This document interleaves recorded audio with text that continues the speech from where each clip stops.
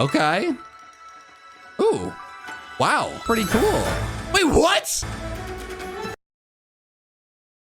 He just killed a man. Is that holding? What? What the hell? What the hell is going on? Why are they shooting people? No! Are they you? Oh my god! I thought you said this was a Pokemon knockoff. That's what did they just murder everything? Okay. Where do we start? We might need to. The years leading up to Palworld's release were an absolute trip.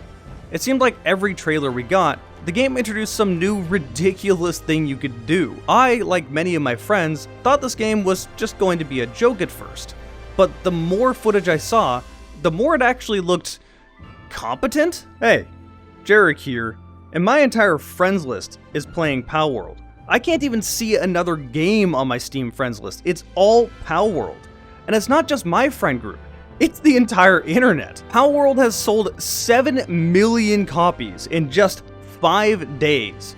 That's ridiculous. That has to be the most return on investment I've ever seen from a game. It's breaking all kinds of Steam concurrent player base records, second all time only behind PUBG's max record. So not only is this game selling, but people are playing it. And they're not stopping, they're continuing to play the game. Except for one kind of person. It seems that Twitter really hates this game, because it's Twitter. To be honest, it's really irritating. Now to clarify, there are genuine concerns about the developer pushing AI art and NFTs. Both things I don't like at all. NFTs are incredibly dumb just in concept alone, and they're legally questionable to say the least. And AI art ruins the creative process, literally steals art from artists, and threatens many people's jobs along many different careers. One problem, Palworld didn't use any AI art. In fact, a lot of the programs that these devs support didn't even exist during vast majority of the development time of Palworld. It's like a bad game of telephone. One person says one thing, they're a little concerned about how the AI art may be used because the developer is pushing it, and then it spirals into this. Now suddenly if you buy Palworld on Twitter, you're a morally horrible person. On top of that, if you hate Palworld because of the devs' involvement with AI art or NFTs, but you're okay with playing Final Fantasy, Monster Hunter, Digimon, Persona, Shin Megami Tensei, then you don't actually care about this issue. Then there's part 2 of people screaming on the internet talking about how Palworld is just a soulless ripoff of Pokemon, which is a red flag for saying you have not played the game. It doesn't play anything like Pokemon, it's more like an Arc ripoff if you're gonna say something like that. This tired argument has existed forever, across so many different genres, and it's gotten so old. First-person shooters used to just be called Doom clones. At first, it was an insult to them, and then it became endearing, and now we call them first-person shooters, and it's one of the most diverse genres we have. A more recent example is with platform fighters. If you don't know what a platform fighter is, it's a quote-unquote Super Smash Bros. Clone. Restart! People still say that games like Rivals of Aether are just ripping off Smash and they're just soulless clones of Smash Bros., despite the fact that they're innovating and doing new things that Nintendo will not. I'm noticing a trend with that Nintendo thing. 50 off of back airs, the re-wrap as well, the Huffy wobbles into the down strong, into what the a up chase! strong, What a chase! That's it! How do you get away with that? And now we're seeing it with the Monster Tamer genre, which is what people have been calling Pokemon-like games. Developers take tools from other games. They take those tools, they're inspired by their genre, and they evolve them. That's how this works. Playing Palworld is a trip because it doesn't play anything like Pokemon, it's something new and fresh. As for the whole plagiarizing Pokemon designs, I've heard so many people say that they would be down with playing Palworld if it had more original designs for the monsters. And bullshit, no you wouldn't. You know how I know you won't? Because we have games like that already. We have Nexomon, we have Cassette Beast, we have Koromon. You didn't play them despite the fact that they're great games because, I quote, they don't have Pokemon. It's especially annoying in the case of Nexomon because so many people call Black and White the height of what Pokemon used to be, and that Pokemon should just go back to Black and White, when Nexomon Extinction is effectively an evolution of Black and White. But again, they won't play it because it doesn't have Pokemon. And these people yelling on Twitter and across the internet about these things are the vocal minority. Very much so the minority, as you can tell from the sales numbers and concurrent players. So I speak with everyone and I say, please stop being this guy. Please shut the fuck up. This guy is really annoying. Let people enjoy their time. And yes, I understand the irony of saying all of this while standing in a Pokemon world, but no one's made a Palworld world yet. It's just really goddamn annoying. But you know what's not annoying? Today's sponsor, IntoTheAM. Here I am being a dragon man on the internet, not wearing clothes, telling you to buy some clothes.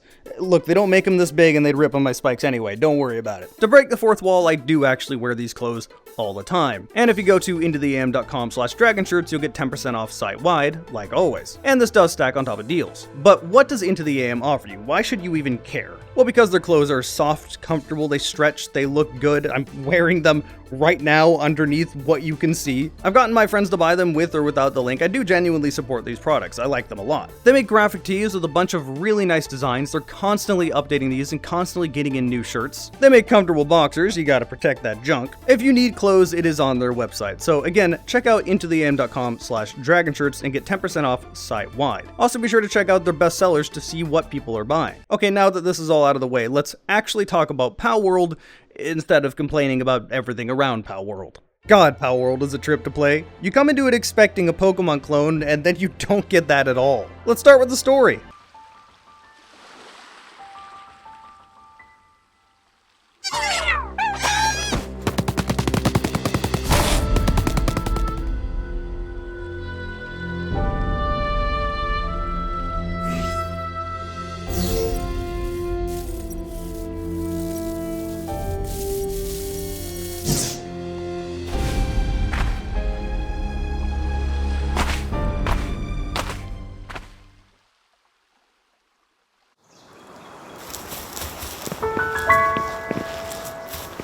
There is none. Yeah, this game kind of just throws you into the open world with a very limited tutorial and says, go have fun.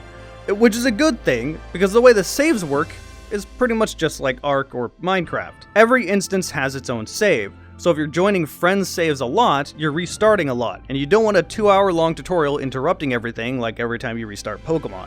I don't hate Pokemon for the record, I think it is a very fun franchise, I still play every single game, but god, the tutorials have gotten out of control. I mean, hell, if I hated Pokemon, I wouldn't be sitting in a Sword and Shield world right next to this thing. Corviknight's badass, by the way. All of this said, I would highly encourage you to listen to the tutorial on the top right. This is getting you into the game's flow. What I was really surprised by with Palworld is that everything feeds into itself. Now that should be self-explanatory if you played a survival game, but again, there's a lot of thought that went into this game. More so than the typical logic of, wouldn't it be funny if we did this? My base started like this, and after 15 hours of play, now looks like this. Oh my lord. Oh, that frame rate. Oh god. Jesus. But the first thing you'll craft is a workbench, which is what you would expect. The next thing you craft is a PAL box. This is basically your PC box like Pokemon, except for it's in your base, and you can make as many of them as you want wherever you want. You'll craft something simple like a wooden beating stick, or just use your fists, and go beat the shit out of some poor monster. This never got old. Smacking a round lamb and watching it roll all the way down the hill is video game comedy. And it has no reason to be funny, this is just stupid. Why am I laughing at this? More importantly though, when you kill these creatures, you'll get meat, you'll get leather, you'll get a bunch of different materials to craft with. Or you can use a PAL sphere, they could have come up with a better name than that, and just catch it. Your PAL can then be put at work at your camp, making more resources and materials. This is the gameplay loop you probably didn't expect. You probably expected something more from... Get back here. You probably expected the more traditional Pokemon loop where you capture these and then you beat gym leaders or something. But no, you turn them into slaves and you build whatever you want. You can pet them and feed them, so it's okay. In all reality, you do have to give them actual faculties if you want them to not immediately get upset at you and immediately get tired and get cranky.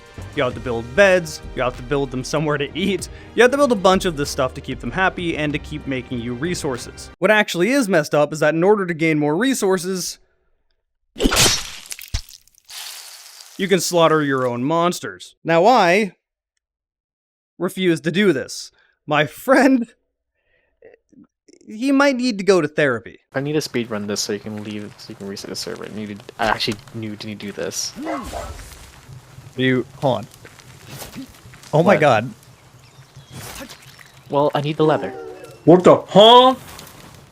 Just murdered a dog. You murdering dogs. I need the leather. And Yo, I can't believe it. I can't believe that Fox is literally just Fucking Cruella DeVille. Petting it Cruella by accident. DeVille. I didn't mean to pet it. You're gonna pet it before you murder it? This is the worst. What is wrong with You are the worst. I equipped the wrong item. Oh my god. You're an evil person. You're awful. You want the How many of these do you have? I didn't censor that myself. That's just in the game. As you can probably tell, I've been experimenting with this channel a little bit. I mean, not really. The format's the same, but the presentation is now a dragon because Jarek the Game of Dragon. I've wanted this to be this way for years, but finding a modeler was pretty difficult, at least one that would fit my vibe and art style. Largely, you guys have seemed to enjoy it, and for the new people that are popping in, finding a dragon for the first time, if you haven't subscribed, consider subscribing. I'm almost in 250k. I'm trying to reach that mark, so go ahead and help me out. And a big thanks to my YouTube members over here. They get to see my videos early. As soon as I'm done with the video, I have posted early for them to watch. So consider that. It's right next to the subscribe button. Now, with all of this said, there is still a team building process to this game. Your monsters on your team are going to help you fight. And there is a type chart. You do want to know this stuff. It's an unholy amalgamation of Ark, other survival games, Pokemon Legends Arceus, a bunch of stuff, and it feels totally new and fresh. Personally myself, I don't care too much for the survival part. I'm mostly playing it to explore, see new things, and capture new monsters. But there's one thing I've always really wanted out of a Pokemon game. I've always wanted a live-action Pokemon game, an action RPG, if you will, but without the RPG. You know, I don't even want the RPG, I just want an action game. Give me something like Devil May Cry, but for Pokemon. That's a ridiculous sentence. You know what I'm saying. We saw that to an extent with Legends Arceus, and then they removed a lot of the features, like having to dodge Pokemon that want to kill you. That didn't come back in Scarlet and Violet. I loved that stuff. But that's fully here in this game, and you can fight back with or without your monsters. And now you get guns. Yeah, people jokingly said this is Pokemon with guns. It's not really, but I'm still gonna roll with that because it's fun. And again, that really is what this game is all about.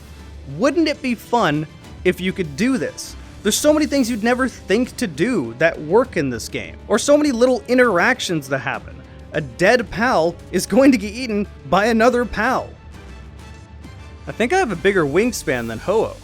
What was I talking about? I lost my train of thought. All right, this is why I know this game is not just a soulless ripoff. There's so many little details that wouldn't be here if it was just there to make a quick buck. And the same can go for the designs. Like, yes, you can point out obvious designs that just kind of mash two Pokemon together, like this Zoroark Houndoom thing here. I kind of don't care. That's freaking sick. But at the same time, there's so many new, unique monsters I've not seen anywhere that I love the designs of. And one of the things you can craft is something that you effectively attach to whatever pal that is. And it'll be something different depending on the pal. For most of them, it's get your frickin' wing out of my shot. For most of them, it's something simple like a saddle, so you'll be able to ride them. And I would highly encourage you to do this because you travel much faster this way. Yes, there are fast travel points, but you can't grab them from the map. You have to go to those points to fast travel between them. And just using something to travel faster is always good, especially something that flies. I got lucky and grabbed one that had the passive ability of Runner, which makes you go 20% faster. As you level up, you'll also be able to put your points into whatever you want. I put a lot of mine into stamina and being able to carry more things. Stamina also applies to your pals as you're riding them, so you definitely want to upgrade this. But some of these pals have something way more interesting than just being able to ride them. For example, you can upgrade your penguin and turn it into a rocket launcher, or more accurately, ammo for your rocket launcher. That was the perfect time. Do this.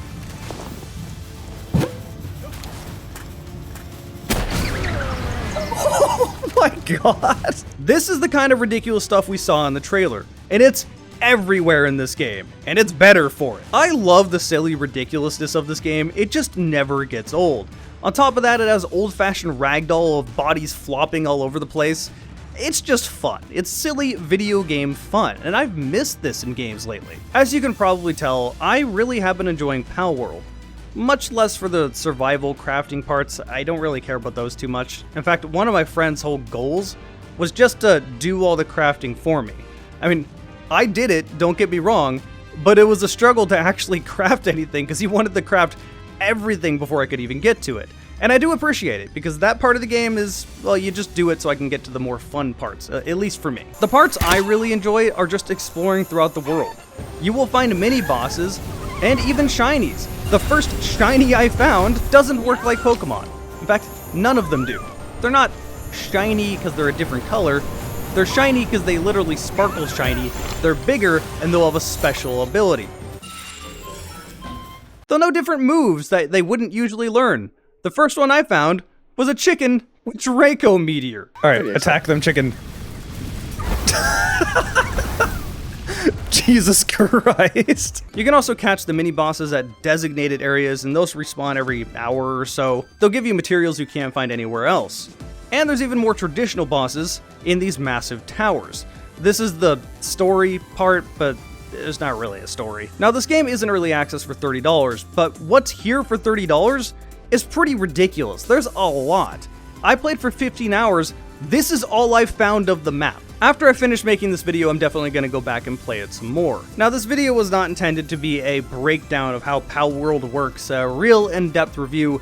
It was more meant to just kind of be a ramble about what I enjoyed about the game and what I didn't like about the game. And also kind of a rant about just how the internet has responded to it. And by the internet, I mean the people that are just loudly screaming online. Most people are too busy playing the game to be doing that. At least at the time of making this video, which is a week and a half before it actually gets posted. The game's not been out that long as of right now, me making the video. You've probably already figured out most of the stuff by now. You probably played the game quite a bit by now. I played the game a lot more by now, but I just really felt motivated to make a video about Palworld, even though it probably won't get many views. My channel focuses on first-person shooters, and no one watching me really cares about Pokemon. They'll probably not give this video the time of day, but again, I just wanted to make a video of Palworld. I've been having fun with it. So hey, thank you guys for watching. I stream this game. If you want to follow me on Twitch, you can find it right over there somewhere. Maybe it's over there. Don't remember which side. You have things to click on if you really want to. Thanks again. I'll see you next time.